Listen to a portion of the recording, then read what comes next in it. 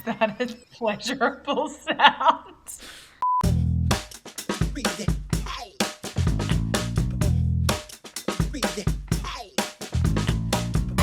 Hello everybody, welcome back to the Remind podcast. My name is David Masterton and I'm joined by Dr. Ashleigh Moreland, and today we are talking about intelligence, but not the intelligence maybe that you're thinking, emotional intelligence, and more specifically in leadership. If you liked last week's episode, then you'll love this one. If you didn't like last week's episode, then chances are you haven't watched it, so go back and watch it.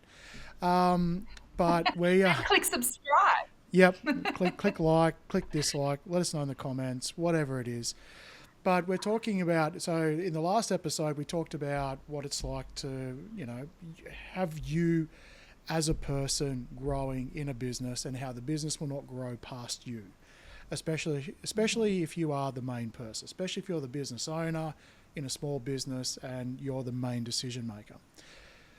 And now we are going one step on from that, and we're talking about how certain, we'll say, limiting beliefs or traumas or triggers can look in a leadership style. And also on the flip side of it, when those things are healed, what that can also look like.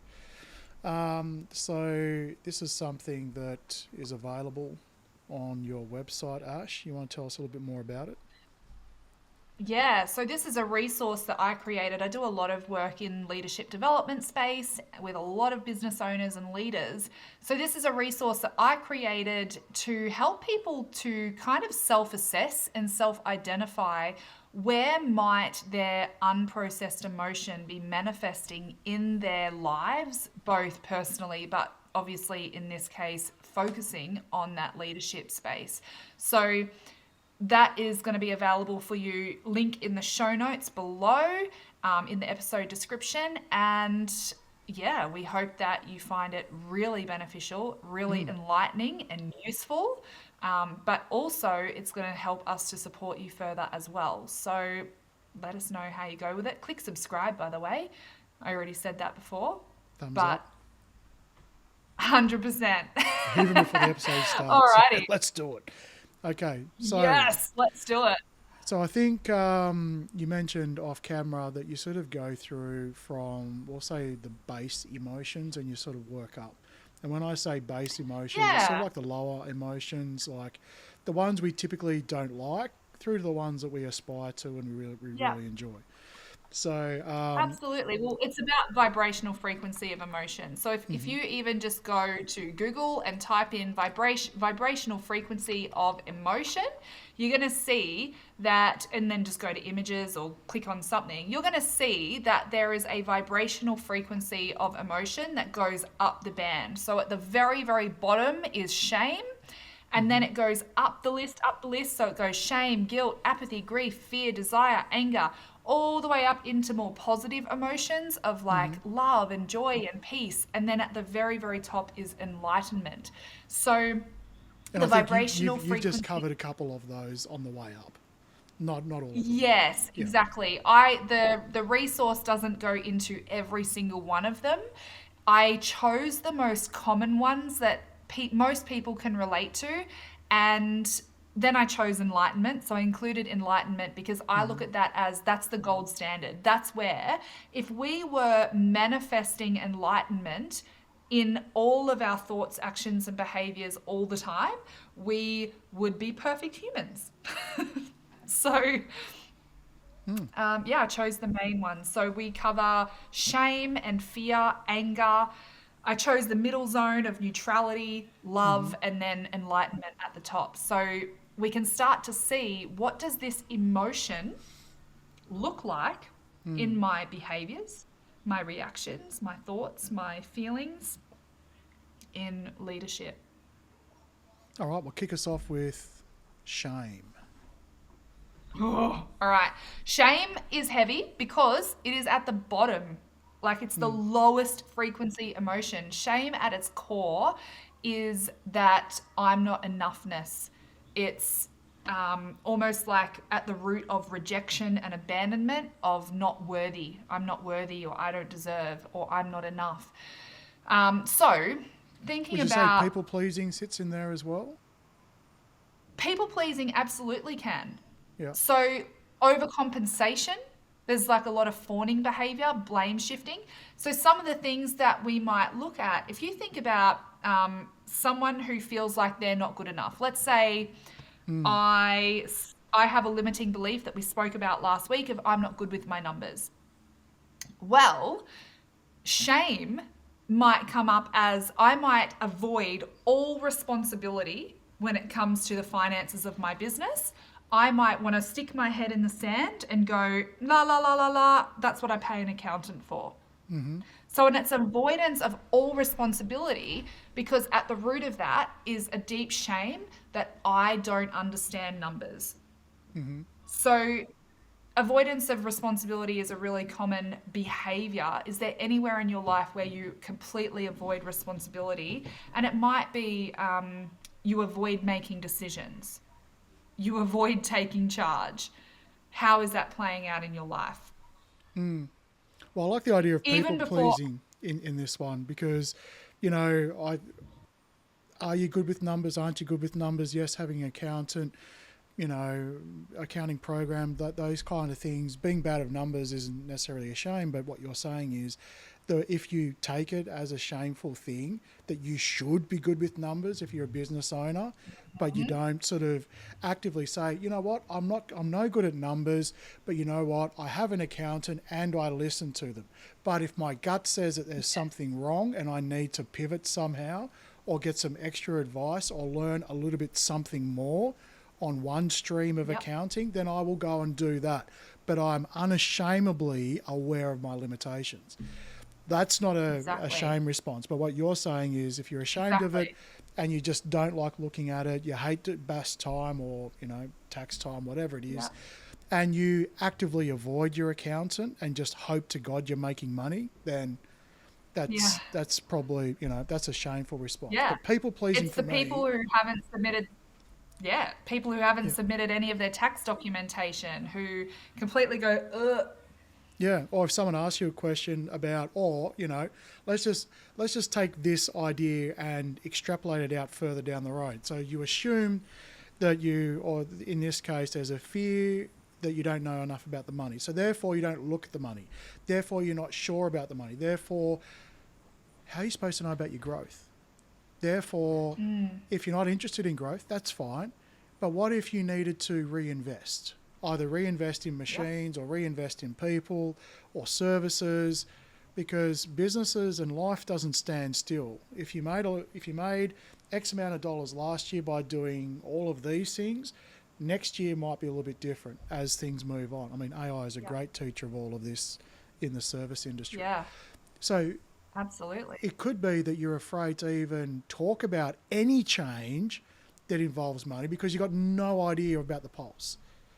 Or you won't want to change people or sales or the way you direct things because you can't mess with the formula. However, the environment's changing where you're going to have to mess with the formula just to get the same results you did last year. Yeah, And so therefore, and we're talking about this in leadership terms, but I think people pleasing here, because in leadership is very simple. To be a leader, there are things to be led. So when we talk about this emotional intelligence, people pleasing is a big one because it's that shame of when you said, I'm not enough. It's, I need people to like me.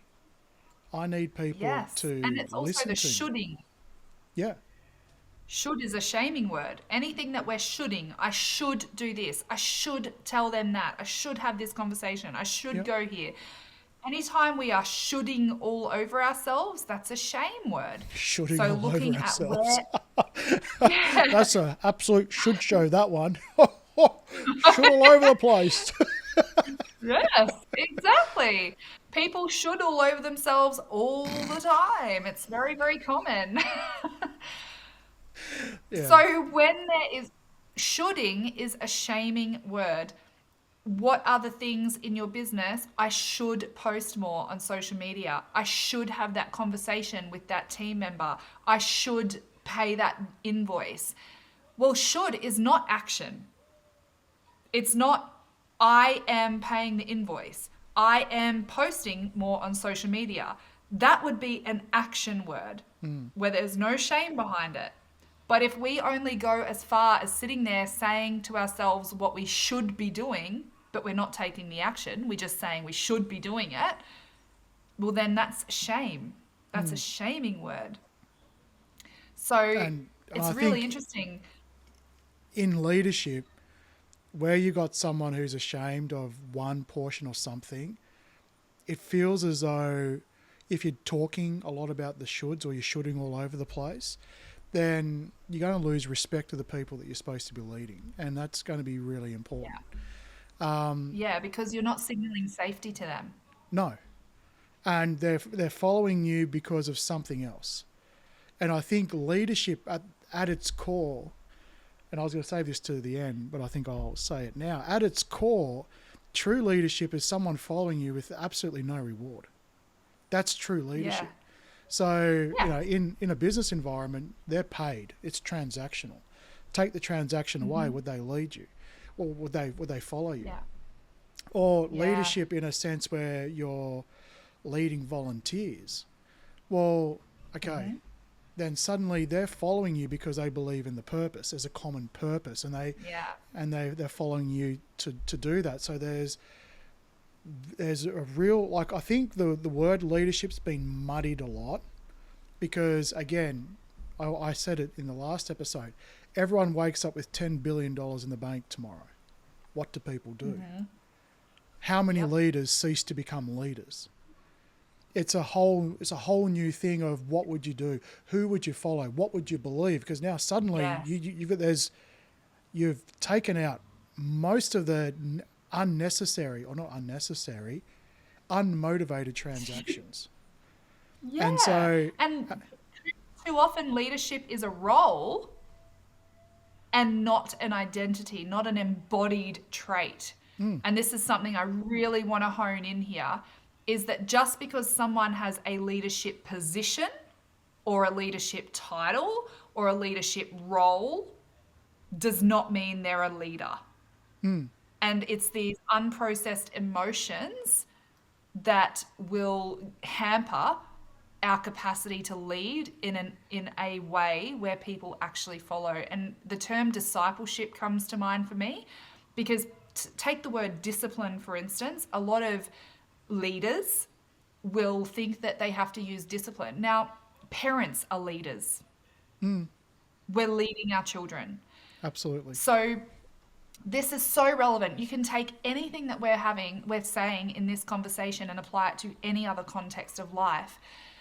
But at the end of the day, if someone takes the word discipline and we think that we have to discipline via punishment someone, and that's us leading, do they want to follow us? Are they following us because they're inspired by us, because they believe in what we're doing, because they trust us, because there's safety? No.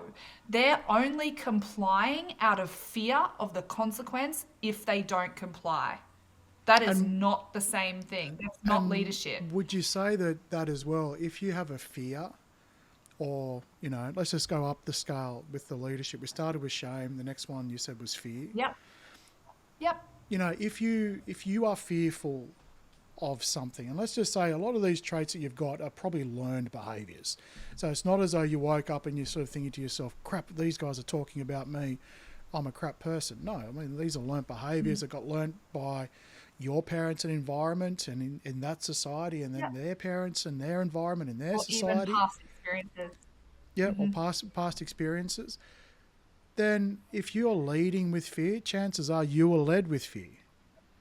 And so you're basically mimicking. But would you say when you talk about fear and anger, when you need, the only way you can get someone to follow you in a leadership would be using fear yourself be one of them?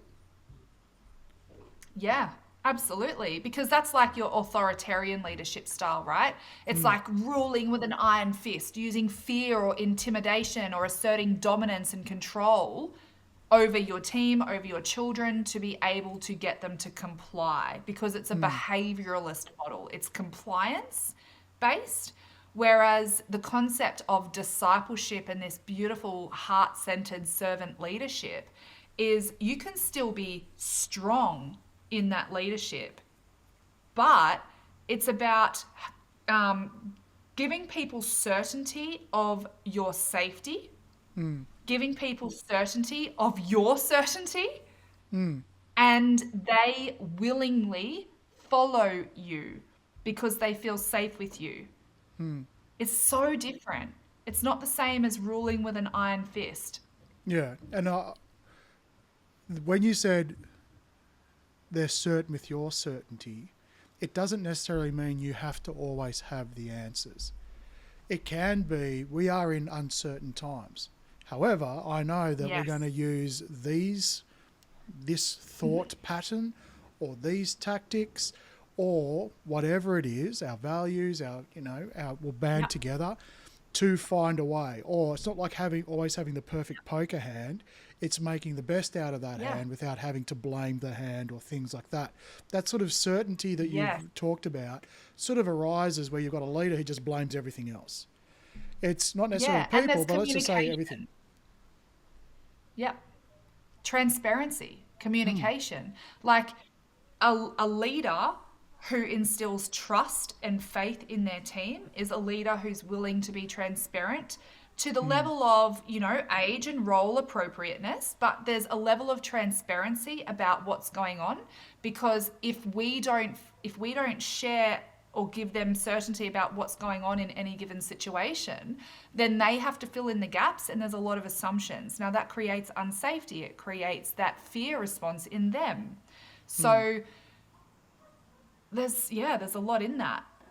Yeah. So, and I think what we're sort of looking at here is shame, fear, anger. That there's a lot that sort of rules with like you're ruling or you're being led through the lead in the bottom of your stomach, right? It's that feeling that you get and like, your pain. Right? It's that thing where you get up in the morning and it's like, ouch. Like you can really feel it. And there's plenty of surveys out there. I won't cite any at the moment, but it's like people don't leave jobs, they leave people. They leave generally managers, leaders. Yeah, exactly. Or, some of the reasons why some people won't leave a really crappy job is because of the people around them that they actually, love being there. So it's a very powerful thing. And so the next one is neutrality. And to be honest, this is, for me, out of all of them, the worst. This, for me, is just... bleh. This neutrality is someone that is neither here nor there. They're very passive. Yeah, passive. And it's sort of like, okay, I'll take... Let's just say in an HR situation where there's a situation you can't really prove left or right. It's like, well, I wasn't there, I don't know, so I can't do anything about it. Yeah. They're not wrong. But man, how invalidating is that? And it's not like you need them to go on a tear and go John Wick on everything, right? Or bring in the CIA. But it's this whole thing of, okay. Or the neutrality of, okay, everyone's feeling bad. What should we do? Don't worry, it's fine. Okay. Indecision, lack of initiative, there's passivity, there's no accountability, there's ambiguity. There's all these things. Neutrality. It just feels like there's just like a complete invalidation of anything. Now, it can have its good points. When you've got a situation where everything's fever pitch, you don't want to be adding any extra fuel to the fire. But it's something where if you're constantly in that, this neutrality, you're not doing anything necessarily wrong, but you're doing what, in my mind, if it's constant, you're invalidating everything. You're invalidating the goods, you're invalidating the bads. It's just completely Because what you're sort of signaling in my mind is you're just simply surviving. You don't necessarily Yeah. care. You've got no passion. You want people to do stuff around you, and you might be doing stuff, but there's a sense of feeling alive. There's a sense of emotion. There's a Yeah. sense of all of this. Yeah. That if you're not tapped into it, people around you aren't going to be certain that if you are, like, you need to be tapped into the vibe, the mood. You could take the shittiest work environment and inject the best atmosphere, and people will be happy Yeah. and laughing. But Absolutely. And they'll be excited to show up every day. And I yeah, feel like that's a really important point because we talk about this in trauma work where some people think that trauma are the things that happened, right? So when we look at the behaviors manifesting from really negative emotions of that shame and that fear and that anger, quite often they're behaviors that are actually happening.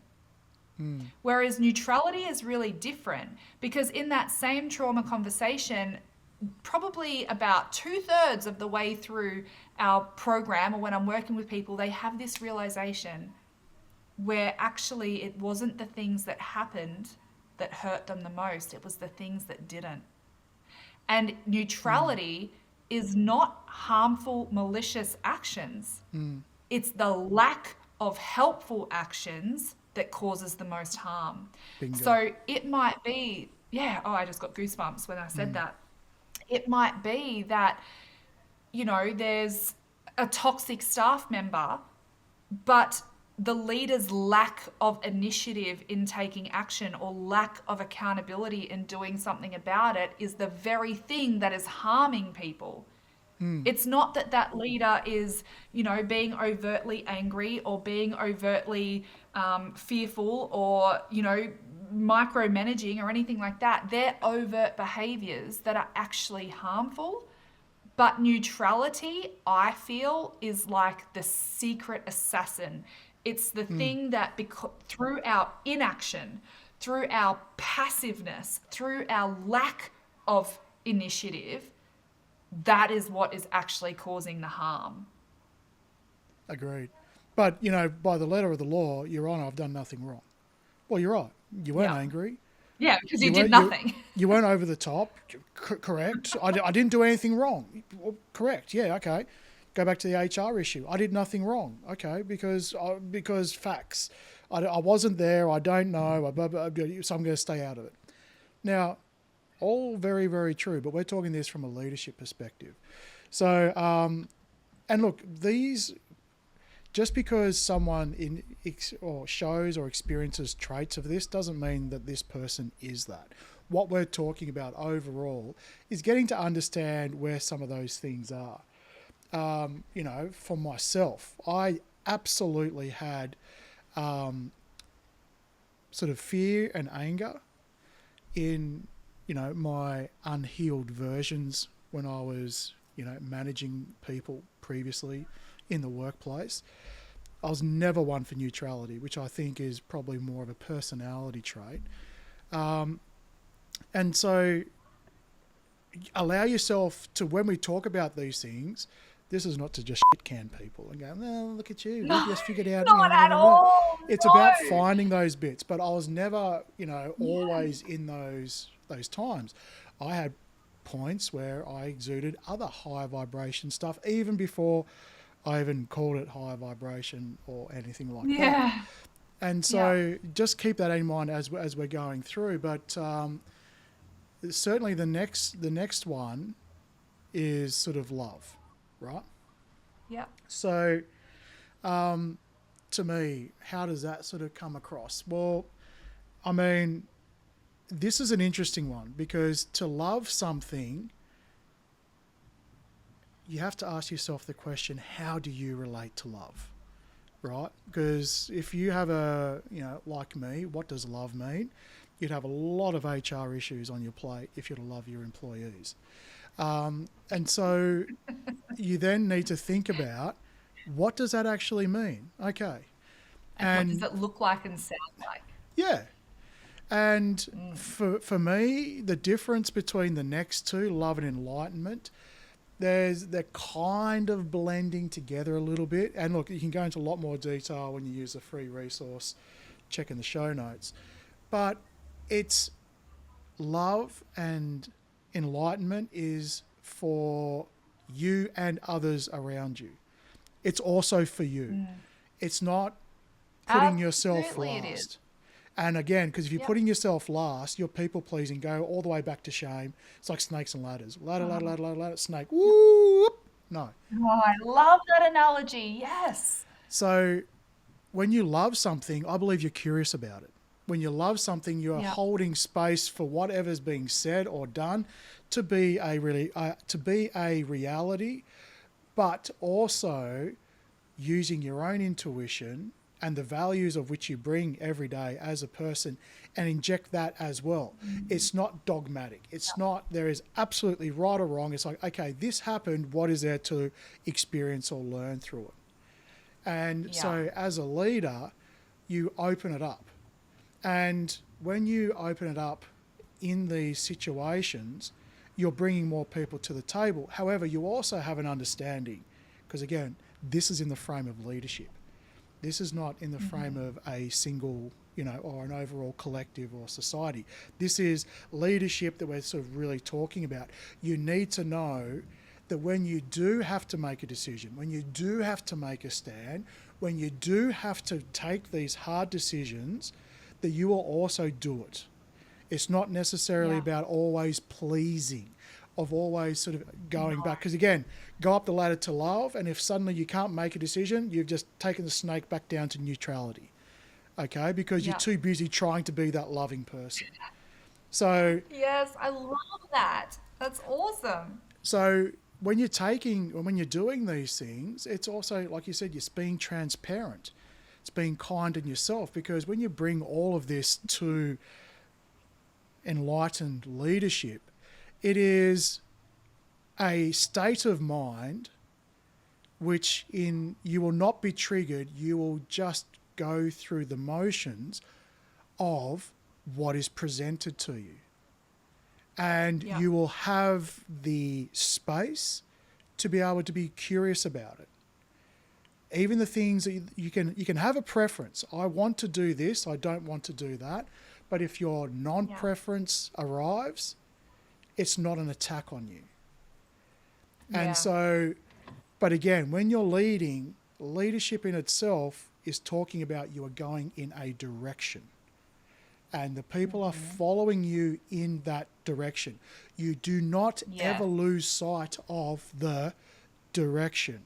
Because otherwise, if you can't put That's people... really important. Yeah, because again, take the ladder up to enlightenment, have no direction, all the way back to shame, because they shouldn't be following you. Yeah. So love manifests in leadership as long-term vision. Are you pursuing a long-term vision? Do others understand that vision? Do others understand and also share a desire to create that meaningful impact, to give customers an amazing experience, to have a culture where employees are emotionally and psychologically safe, where they're supported? Like, that long-term vision is so important, because if we don't have that true north and that long-term vision, and we're just reacting based on the short-term experiences or challenges, we're going to find it very, very hard to remain grounded in love rather than being reactive in fear. 100%. Because, That's super important. And I've come across a lot of people who sort of say, I want to be a leader. Great. But they hate what it involves. It's like, okay, so why do you want to be a leader? Because assume for a moment everything is equal. Leaders are not better. Just because someone follows you does not actually put you in a hierarchy of being better than them. It's simply, if you have $1 million, you have $1,000,001. It's not like that you are the be all and end all. But there is this in our society, the fact that leaders are better, because if someone follows you, you must be you must be good at something. And the person following you, especially in this sort of masculine society we have now, it's sort of like, if you are just following, you're a sheep. You are just doing what everyone is like. Well, no, actually, you are putting faith into the vision of that person, because everything we've said in this episode and before is vision without action equals what? Basically a dream. So, Fantasy. so you could have a leader with the vision, have all the qualities, walking with no one behind them, no one helping, and let's not even say behind them, let's say beside them, right? Yeah. The vision doesn't come to purpose. It's where it all comes together and we all have our point.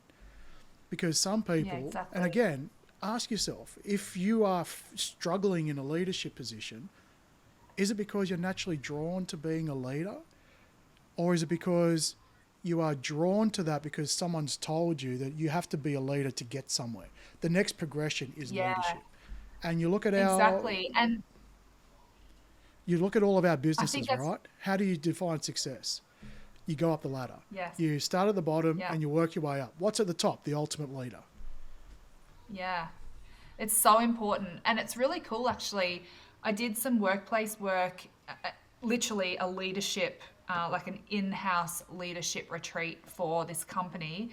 And one of the really awesome things that came out of that leadership retreat was that one of the leaders recognized that she actually didn't enjoy or want to be a leader because she really enjoyed her craft. And when you're a leader, you're not doing your craft, you're doing leadership. And they're completely different roles. So, something I see, which is a mistake I see in a lot of businesses, is they will promote the people who are best at their craft, or the people who have been there the longest, or the people who have insert criteria here. They're the ones who work their way up to a leadership role.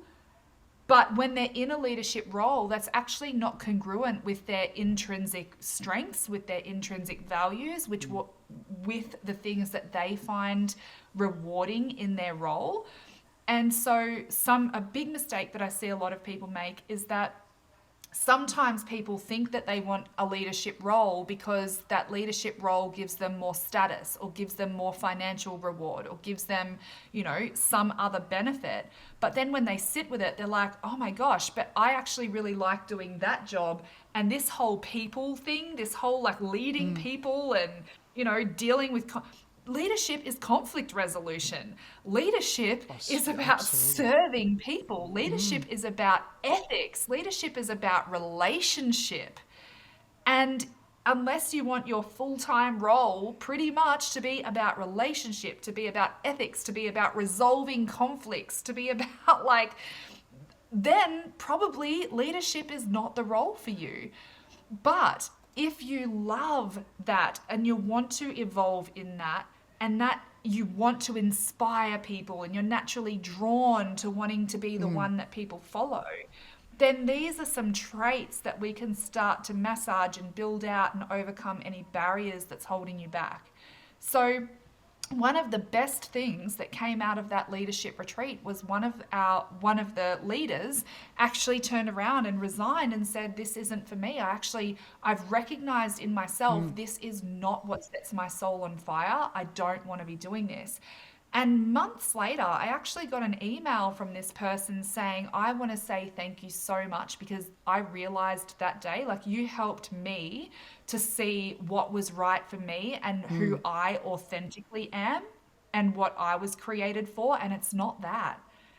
And prior to having that revelation that actually just because you were promoted into a leadership position doesn't mean to say that that's what you were created for. It freed her because up until that point, she was feeling like she was failing. She wasn't good enough. And no matter how much she tried to push it up the hill, she couldn't get it up the hill. So yeah, a huge part of this for me is about understanding where our natural strengths lie and being able to strengthen our natural strengths. And if we are leaders, really looking at where am I, what of this stuff can I navigate and move through? If we find that we're a leader, but actually we are not born as leaders, then maybe we need to start looking at how can I delegate someone who has these leadership qualities that we can then build and develop. So, because part of it's responsibility, right? Regardless of whether or not someone is innately, I mean, we're talking about corporate structures here, but even in natural everyday life, if you have children, you have no choice. You cannot outsource that. I mean, you could put your kids up for adoption or something like that. But at the end of the day, you have no choice but to develop some pretty damn good leadership skills. And when you can take the leadership skills that we're talking about here and apply them to parenting, when you've got wisdom-based decision making, where you're making decisions based on insight and understanding and long-term impacts and what's best for all involved, when you can respond to challenges with emotional intelligence and self-awareness and empathy, when you can make decisions and do your life with ethics and morals and integrity and fairness, when you can be mindful, when you can resolve conflicts. See these skills, I mean, we're talking about the corporate structure here. And yes, it's one thing to go, oh yeah, I probably don't want to lead a team of 50 people or an entire organization, but we can all step up and lead our children. It's a big one. The old It is. It's a leadership really thing. big one. Yeah. Well, Huge. the last two episodes sort of tying together. So again, if you haven't seen the last episode, go check it out. Let us know what you think. But look, again, if you've resonated with any of these things, it's just an opportunity to look at what it's bringing up and how you can move on. Check out the show notes for the free resource that Ash has for you. And we'll sort of leave it there. Amazing. All right, guys, I really hope that the resource is helpful for you. Any feedback you have, let us know. Looking forward to seeing you right here next week, and take care in the meantime. That's it. Mwah. Bye-bye. Bye. Hey.